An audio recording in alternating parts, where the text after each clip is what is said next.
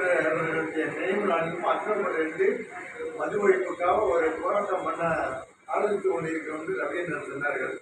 எப்படியாப்பட்டவர்கள் தொடர்ந்து நான் வந்து போட்டை கேட்டுட்டு இருக்கும்போது கடைசியாக சொல்லிட்டாரு, இன்னும் ஒரு இறுதி வடிவம் பெறல. ஆனால் ஒன்றே ஒன்று உறுதி, எஸ்பிகர் கிருஷ்ணமூர்த்தி ஐயா அவர்கள் ராடவியற்ற உண்ணாவிரதம் வீட்டிலேயே இருக்க போறாரு அப்படின்னு ஆதிக்கிரமா சொல்லிட்டாரு. அப்ப நானும் ஒரு முடிவுக்கு வந்துட்டேன். அவங்களோட எத்தனை நாட்கள் இருந்தாலும் அவருடைய வீட்டில் இருந்தாலும் சரி, மெரினால காந்தியர்கள் சிலை இருந்தாலும் நான் மண்டபத்தில் இருந்தாலும் இருக்குன்னு முடிவு பண்ணிட்டேன். அவர்கிட்ட சொல்லிட்டு நானும் வந்துட்டேன். அந்த அங்கே மண்டபத்தையும் கிடைக்கல, சிலையிலும் கிடைக்கல. இதுல 2 விஷயம்.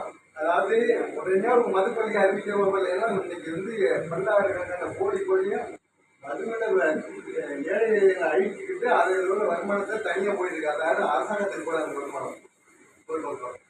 நான் 2 இதுக்காக முக்கியமாக இன்னமும் உண்ணாவிரதத்துக்கு ஆசைப்படுறேன். முக்கியமாக அதாவது சொல்லியிருக்காங்க, ஐயாவுக்கு 2 தான் கட்டம்.